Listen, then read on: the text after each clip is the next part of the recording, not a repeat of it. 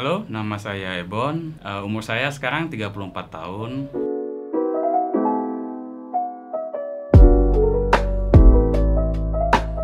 Ya, itu cuma nama panggilan ya. Nama panggilan dari zaman saya sekolah dulu, dari SMP ya. Untuk aktivitas saya sehari-hari, kebetulan memang saya concern di kripto dan memang ada usaha lain selain kripto ini, yaitu di bidang jasa pengiriman barang atau ekspedisi ya.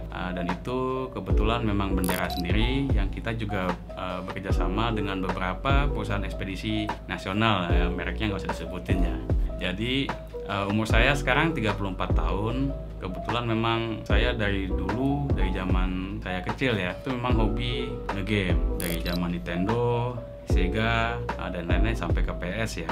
Oh, kalau untuk usaha ya, kebetulan saya berusaha ngebuat usaha saya ini jalan secara otomatis atau autopilot tadi. Jadi memang saya buatkan SOP. Jadi kehadiran saya itu sebisa mungkin saya minimalkan, tapi usaha saya tetap bisa jalan. Seperti itu, karena memang saya ini orangnya malas sebenarnya. Nah, sekarang udah ada GameFi nih, Game Finance kan. Yang dulunya saya untuk mencari cuan di game-game yang saya mainkan, misalnya seperti Ragnarok, kemudian yang lain-lainnya, itu saya harus ngejual koin, mata uangnya ya, mata uang dalam gamenya ataupun item atau equipmentnya. Nah, sekarang lebih mudah, jadi kita bisa langsung mendapatkan token dan itu masuk ke dalam wallet kita.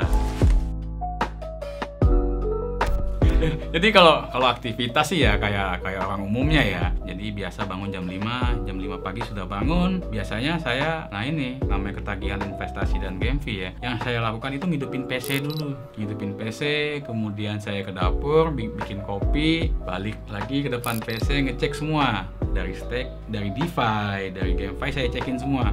Saya cek dulu sambil nunggu waktu anggota saya datang ke kantor. Jadi ketika sudah jam 8 pagi, jadwal mereka datang, saya briefing dulu sama mereka biasanya. Ya namanya kantor dekat rumah ya, kadang cuma pakai celana pendek kan gitu, baju kaos belum mandi. Nah itu jeleknya saya bangun memang pagi tapi mandinya selalu siang gitu. Basic awalnya itu di Forex di tahun 2008-2009 saya masih kuliah ya, belajar tentang Forex bersama kawan. Memang kita dari dulu itu saya dengan kawan ya, itu tertarik dengan gimana caranya bisa cari cuan di dunia digital. Memang waktu itu kita sudah mendengar tentang Bitcoin ya, pada saat tahun 2011 kita sudah dengar adanya Bitcoin ini. Cuma sayangnya karena memang masih tertarik dengan Forex itu, kita malah nyuekin. Nah itu memang penyesalan terbesar sih. Cuma yang namanya penyesalan selalu belakangan, kalau di depan pendaftaran kan namanya.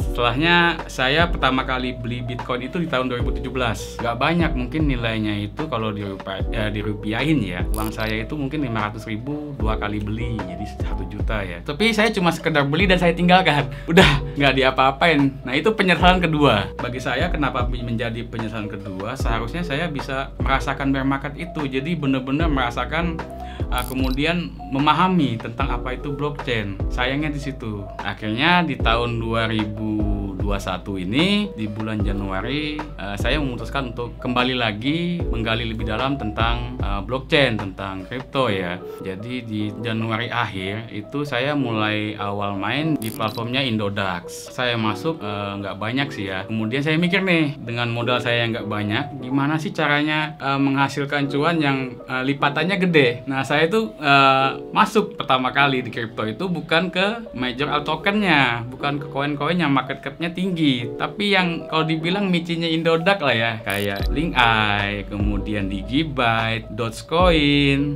BTT. Itu yang saya masuk malah untuk berinvestasi ya. Saya memilih berinvestasi ke token-token yang seperti itu. Saya kenal dengan yang namanya UGI, Telegram UGI. Saya lupa itu saya dapat info linknya dari grup Telegram mana ya. Jadi ada yang ngasih link Telegram UGI di situ. Akhirnya saya join. Awalnya cuma sebagai silent reader ya, maksudnya cuma sekedar ngebaca doang buat nyari-nyari info dan sebagainya. Kemudian kenal lah dengan foundernya UGI, si Ega itu. Dan kebetulan memang karena kita sama-sama dari Kalimantan ya, dengan menggunakan bahasa yang sama, kita bisa akrab nih. Akhirnya si Ega ngomong, "Bon, kamu sudah punya modal nih, investasi aja nih di DeFi, kan sudah ada modal." Jadi tinggal staking ataupun farming LP, tinggal kamu nikmatin per bulannya tanpa peduli cat, di harvest dan jual tanpa peduli cat. Akhirnya ketemulah GameFi, Game Finance ini. Game Finance akhirnya mulai mencari tahu. Pertama kali memang kita boleh akuin ya, yang menjadi pelopor dari GameFi itu si Axie Infinity. Tapi saya memang tidak memutuskan untuk masuk di Axie karena pada saat itu saya menilai terlalu memakan waktu kalau saya bermain di Axie ini. Untuk GameFi itu memang saya akuin harus dimainkan, karena ketika kita tidak memainkan game itu otomatis tidak menghasilkan. Berbeda dengan konsep DeFi ya, ketika kita tidak mengapa-ngapain, tidak melakukan apa-apa ya, itu tetap menghasilkan. Tapi kalau untuk GameFi kebanyakan kita harus memainkan gamenya. Ketika kita tidak memainkan maka tidak menghasilkan. Untungnya ada beberapa GameFi yang NFT-nya bisa di-stakingkan, walaupun penghasilannya tidak sebanyak ketika kita memainkannya, tapi tetaplah cuan kan, seperti itu. Oke lah, nggak masalah, mumpung di Jakarta kita bisa merealisasikan profit. Karena bagi saya pribadi juga realisasi profit itu penting. Kenapa? Yang pertama untuk menjaga mental trading kita. Akhirnya kita tahu nih, ketika kita merealisasikan, kita paham bahwa yang selama ini kita lakukan, yang selama ini kita investasikan di kripto ya, itu menghasilkan. Karena apa? Stigma di Indonesia ini trader itu bukan pekerjaan, apalagi gamer itu bukan pekerjaan, itu hal yang membuang waktu. Tapi tidak di kripto, makanya wajib kita realisasikan profit. Awal mula itu Mobox. Saya dulu awal mula untuk game itu Mobox, kemudian CryptoZone, ada Polka Monster, ada Dragon Slayer, ada Binary X, kemudian XWG, Xworld Games. Sekarang ini mulai nambah lagi, ada PVU, ada Mer 4 dan lain-lain. Sebenarnya kalau untuk game sih banyak banget kan itu. Untuk awal game saya mainnya di game-game tersebut ya. Sekarang juga mulai nambah karena konsepnya itu seperti saya bilang tadi ya. Sebenarnya GameFi ini ya game finance, game yang berbalut DeFi. Jadi konsep strateginya pun sebenarnya kalau saya boleh nilai itu sama dengan DeFi. Yang pertama, modal itu pengaruh, pasti. Itu modal pasti pengaruh. Kemudian cara kita mengkomponkannya. Saya kan tadi bilang ya, realisasi profit itu penting. Makanya kalau saya, strategi saya nih, itu 50% saya komponkan. Dengan artian entah itu mengkompon di game yang sama atau mencari game yang baru untuk diinvestasikan dan dimainkan. Atau, mohon maaf, dan 50%-nya saya take profit tuh, saya realisasikan ke wallet saya. Selanjutnya terserah nih, ketika sudah realisasi ke wallet, mau dimasukkan ke rekening ataupun ke platform DeFi, itu tergantung strategi sih. Kalau saya seperti itu. Tapi tetap ada yang harus saya masukkan ke rekening saya lagi. Saya ngeliat dari Telegramnya dulu, komunitasnya seperti apa, hype di komunitas itu seperti apa, solid apa enggak, apakah terlalu banyak vote atau bagaimana. Karena memang kan namanya kita mengejar yang early ya, kita juga harus hati-hati karena memang ada beberapa case.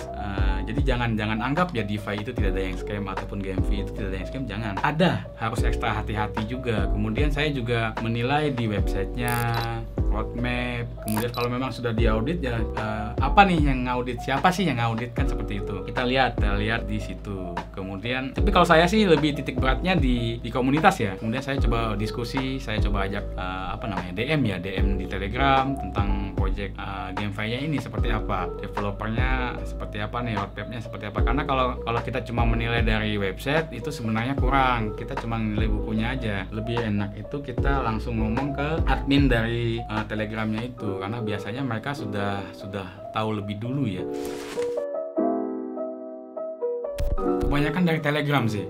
Memang sekarang Telegram itu berguna banget, itu wajib. Jadi tools yang wajib kita miliki sebagai seorang investor ataupun trader di kripto itu sebenarnya simple. Twitter, Telegram, IG, udah itu aja. Nggak ada yang ribet-ribet. Itu 3 itu cukup. Karena pusat info ya beredarnya di situ. Tinggal gimana caranya kita bisa meluangkan waktu untuk mencari tahu ya, mengupdate diri kita, mengupdate kemudian mengolah. Sebenarnya gini, kalau masalah ngupdate info semua orang bisa. Yang susah itu adalah ketika kita harus menarik benang merahnya. Apakah ini memang benar bagus atau tidak infonya ini. Itu sih yang sebenarnya yang ribet. Tapi kembali ke tadi ya, 50% saya komponkan dan 50% saya tarik ke dalam wallet. Nah, dari 50% ini saya atur lagi berapa persen yang harus saya cash out ke rekening dan berapa persen yang harus menjadi dana cadangan ya. Itu sebenarnya strategi masing-masing sih ya, tergantung kadar cukup. Makanya memang nanti bakal ngerasain kok ketika kamu mulai asik berinvestasi di kripto, ketika mau cash out tuh ya sayang banget loh. Jadi mungkin itu yang namanya ketagihan investasi ya. Jadi kalau saya bilangnya bukan orang dingin, itu udah kuno. Sekarang zamannya uang abu. Mau jadi abu gosok apa Abu Dhabi terserah. Rintangan sih sebenarnya rasa bosen. Iya, rasa bosen. Jadi makanya saya bilang pilihlah game yang memang sesuai dengan minat dan hobimu. Jadi tantangan terbesar dari GameFi itu rasa bosan. Karena saya pun pernah ngalamin dulu di game yang bukan GameFi ya. Itu saya pernah. Ini konyol nih, ini konyol. Jadi waktu itu saya dapat rezeki berlebih, saya habiskan top up di game biasa, bukan di game DeFi ya. Di game itu saya cuma main 1 minggu, habis itu bosen, saya delete loh aplikasinya. Makanya kalau di game yang bukan GameFi ya, itu kita cuma ngabisin duit, cuma top up doang, nggak ada return. Ada return, tapi tidak seluar biasa di GameFi ini. Nah, sedangkan kalau di GameFi kita nge-spend nih, kita anggaplah bahasanya top up ya, kita top up, tapi kita dapat return di situ, dan returnnya luar biasa. Bahkan ada beberapa game itu ROI-nya, return of investment-nya itu cuma dalam waktu 1 minggu, bahkan ada yang 3 hari. Gila loh GameFi itu, game finance itu luar biasa gila. Nah, jadi gini, kalau pendapatan per hari pada saat bulan kemarin ya, jadi saya ngitungnya gini, karena ada beberapa game yang kita harus cash out itu ada limit, ada minimalnya. Jadi saya ngitungnya selama 2 minggu ini saya dapat berapa, saya bagi nih per harinya. Jadi pada saat minggu pertama itu saya dapat sekitar 4 jutaan lah. Nah, itu menanjak nih sesuai dengan kenaikan pada waktu itu. BTC juga lagi mulai recovery dan mulai naik ya. Kemudian minggu kedua naik menjadi 9 juta. Minggu ketiga naik menjadi 12 juta. Tertinggi saya pernah mendapatkan kalau dihitung harian itu di 15 juta per hari. Setelahnya ketika Bitcoin turun baru mulai turun, dan bahkan sekarang lagi jalan-jalan nih di Koinvestasi. Aduh. Turunnya lumayan loh. Nah, nggak apa-apa, kita rebahan sambil belajar cari cuan nih di Koinvestasi nih, kan gitu. Kita sharing sama-sama di sini. Jangan lupa like, komen, dan subscribe Koinvestasi. Aset masa kini, kaya masa depan. Bye.